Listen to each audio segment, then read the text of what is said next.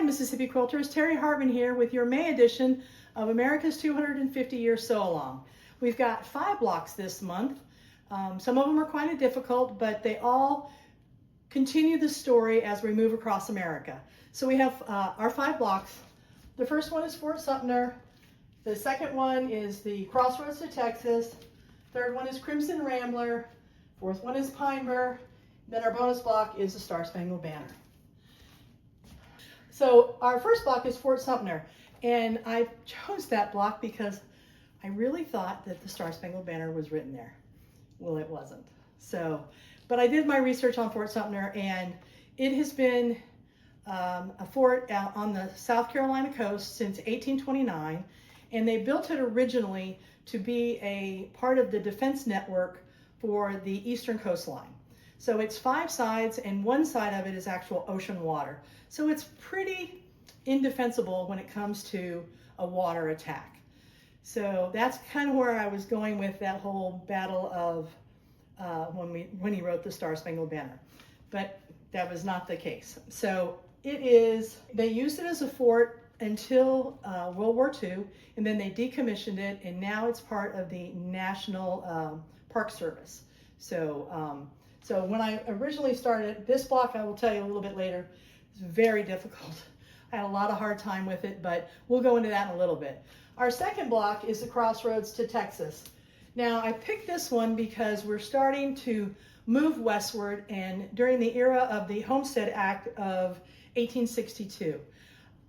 That being said, the Homestead Act of 1862 was absolutely instrumental in moving people across America. And what I found out today was it allowed any adult that was a U.S. citizen, a freed slave, or an immigrant to claim 160 acres of land, as long as they improved it within the first 5 years of owning it. The other thing was that transformed 270 million acres of public land into private property. So that rush that everybody had to move across America was definitely there because you got it for free, or actually a nominal fee, but still 160 acres is a lot of land. So the thing about the Crossroads to Texas is it's an actual city. It's Hearne, Texas, and when I say it's a crossroads, is they have 3 roads, Texas 6, US 79, and US 190, and 2 major railroad lines from the Union Pacific converge in that town. So it was one of those locations that people would move to as they went further west. So the thing about when you think about the Homestead Act and what we were doing, it was just our pioneering capability and how we moved west. And the next 2 blocks that I chose were, I kind of put myself in a covered wagon and said, what would they see as they're going across America? And so the Crimson Rambler and the Pine Burr, those are blocks that I thought, not very many people, the Indians are the only ones that actually move through that kind of land. And so I'm imagining that as you're in a covered wagon, you're having to go through this wildness. And 2 of the things that you were going to see were you're going to see wild roses, because even here in Mississippi, you see wild roses everywhere. And the other thing you're going to see is pine trees. So the Crimson Rambler actually came into being in 1931. It was first published by Ruby Short McKim in a book of patchwork patterns. And like I said, I chose this because I felt like the pioneers were going to be moving this way, and that they would see this wildness and they'd have to actually traverse it, which was going to be extremely difficult. And but again, Americans are known for that tenacity, so they went ahead and went through. The second one is the Pine Burr. And the Pine Burr, I thought it was part of a tree. It is part of a tree, but it's not what I kind of thought it was. It actually is a wart-like appendage on the side of the tree, and that wart-like appendage came by injury, fungus, or bacteria. And what was interesting about that is woodworkers love these pine burrs because they are very distinctively grained patterns, and so it works really well for their woodworking. So I thought that was neat. I've never woodworked, but I can imagine. I mean, I'm a quilter, so I look at those kind of things, so I'm imagining a woodworker too. Another name for those burrs, it's called a spell burr. Again, one of those things is just a little bit different wording.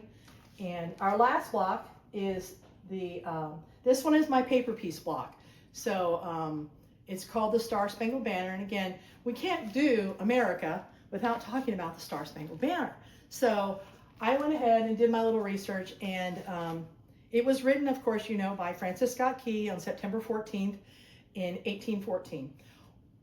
What I thought what happened was he was in the fort.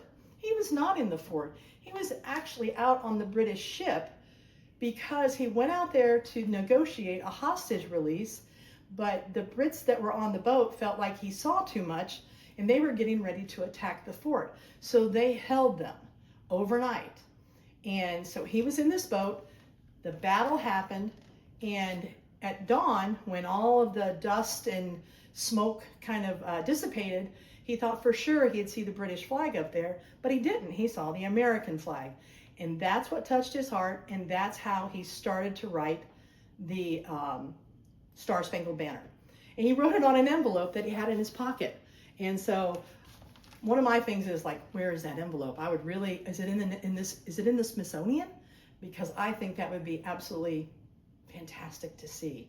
So he wrote the words, the lyrics for the Star Spangled Banner, and the tune is actually from a British drinking song. And that British drinking song, I have to look at it because it's a hard word, to Anna Sarin in Heaven was the actual tune that it was put to. And so it did not become our national anthem until 1931 when Herbert Hoover passed it into law. So kind of covered the things as we're starting to move forward.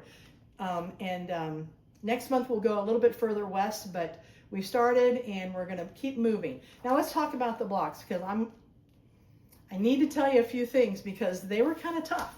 So the first one, Fort Sumter, it looks great, doesn't it? So I had to try a whole bunch of times. This was my first test block. It was too small.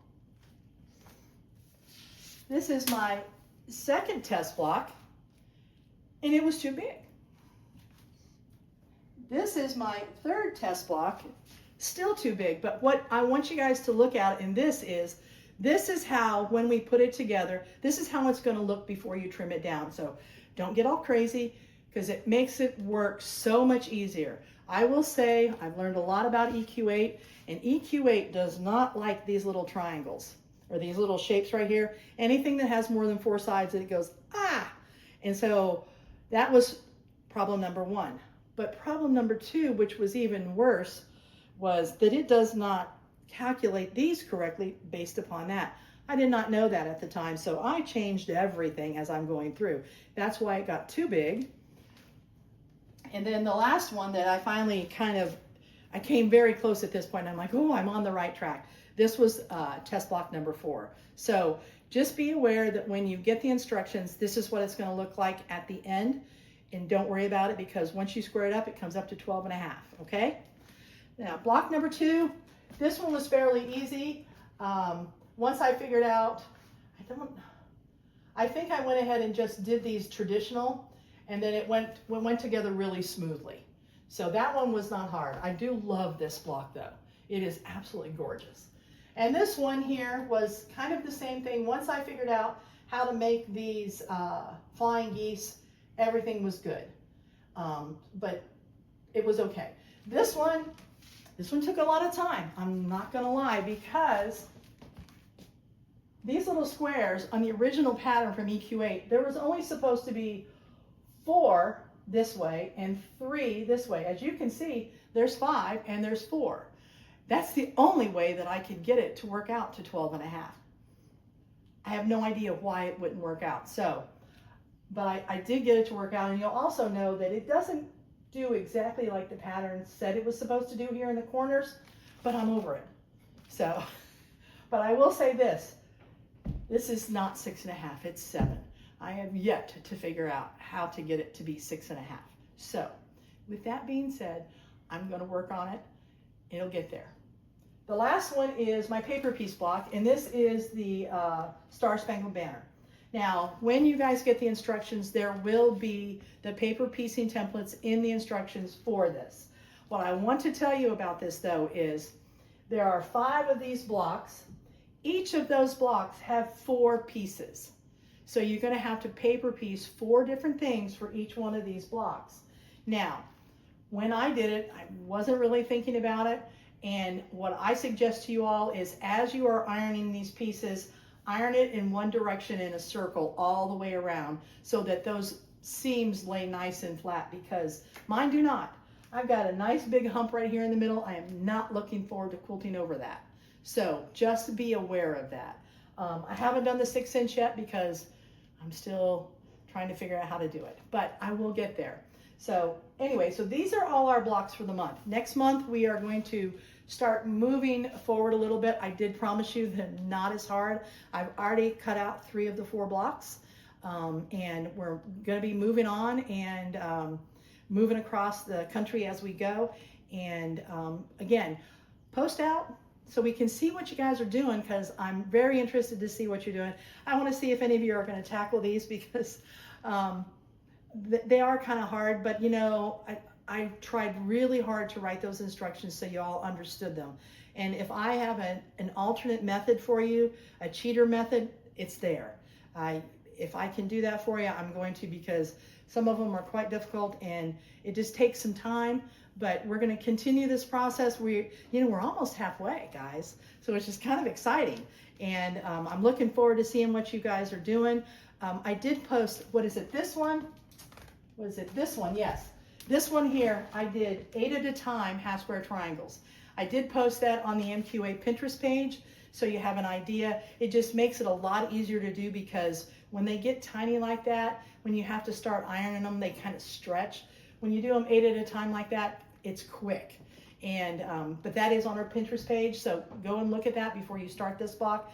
And keep sewing, and I will see you all next month. And again, visit our web pages, look at the YouTube, and if you have any questions, put it out there. We do look at the stuff and make sure that y'all are doing what you need to do. And if you have any questions, please let us know. I'm looking forward to it, and you guys have a great day. Bye.